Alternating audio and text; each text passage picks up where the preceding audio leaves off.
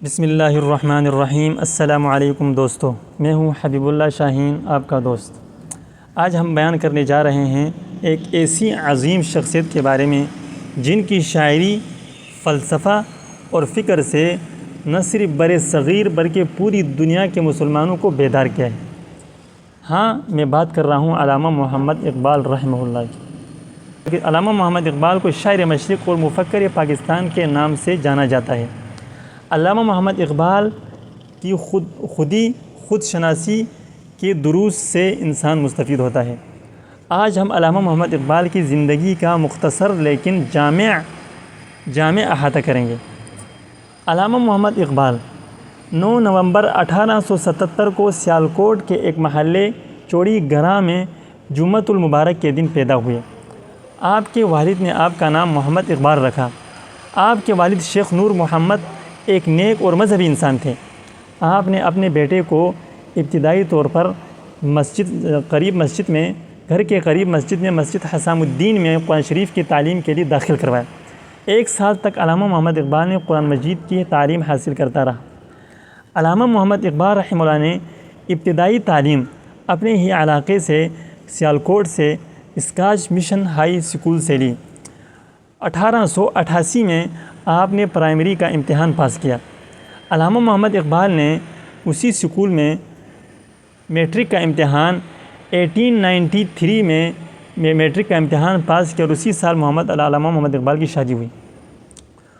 اور علامہ محمد اقبال نے انٹر کا امتحان 1895 اور بی اے کا امتحان 1897 اور ایم اے فلسفہ 1899 میں ایم اے فلسفہ میں گریجویشن حاصل کی۔ علامہ محمد اقبال نے جرمنی سے میونخ یونیورسٹی جرمنی سے پی ایچ ڈی کی ڈگری حاصل کی۔ آپ کی پی ایچ ڈی کا موضوع تھا the development of meta of physics in Persia. علامہ محمد اقبال نے اس کے بعد 13 مئی 1899 میں علامہ محمد اقبال نے باقاعدہ سے ملازمت شروع کی۔ پھر علامہ محمد اقبال نے 1901 میں اسلامیہ کالج لاہور میں بطور انگلش ٹیچر مقرر ہوئے۔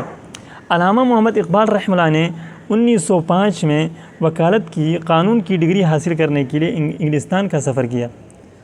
علامہ محمد اقبال رحمہ اللہ نے وہاں 3 سال میں علامہ نے وکالت قانون کی ڈگری حاصل کر کے 27 جولائی 1908 کو دوبارہ پاکستان واپس آئے۔ علامہ محمد اقبال رحمہ اللہ نے اس کے بعد اپنی وکالت اور اپنی شاعری کا باقاعدہ آغاز شروع کیا۔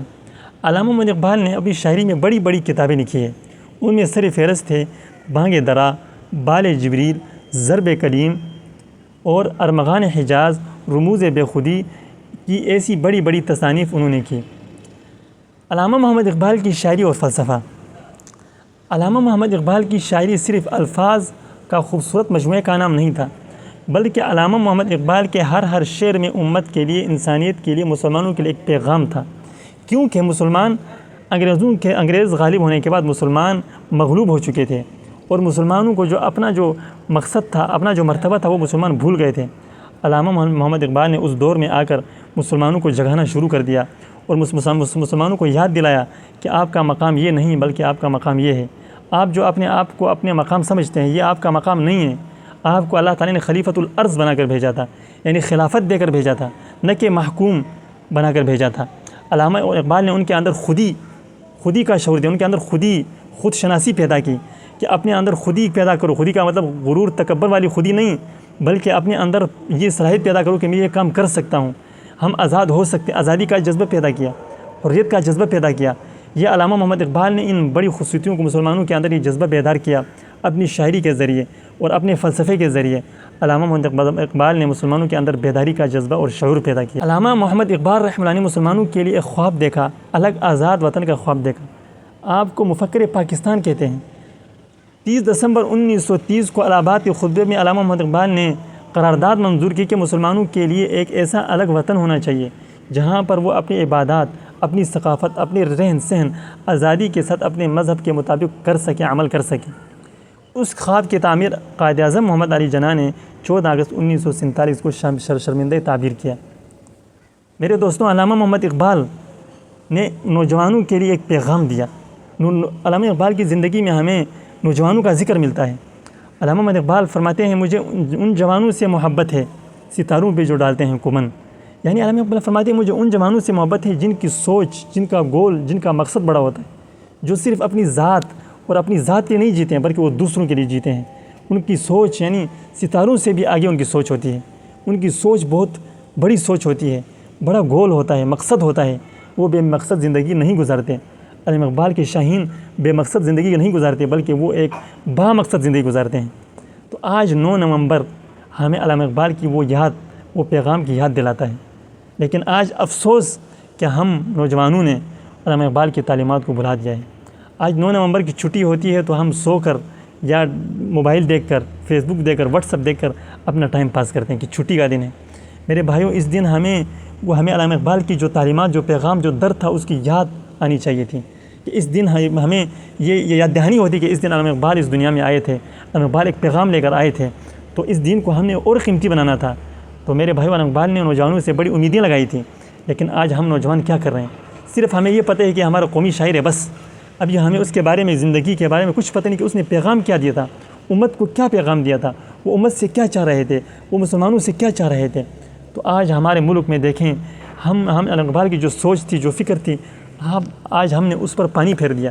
ہم اس کے متضاد چل رہے ہیں کیونکہ ہم نے ان چیزوں کو لیا نہیں جس مقصد کے لیے پاکستان بنا تھا، جس مقصد، جس سوچ، جس پاکستان کی جو فکر اس نے دی تھی، وہ یہ اس پاکستان کی فکر نہیں دی تھی جو آج ہم دیکھ رہے ہیں، بلکہ اس میں سے ایک اسلامی قانون کے نیچے اور اپنے مذہب پر اور اپنے اسلامی قانون کے مطابق زندگی گزاریں.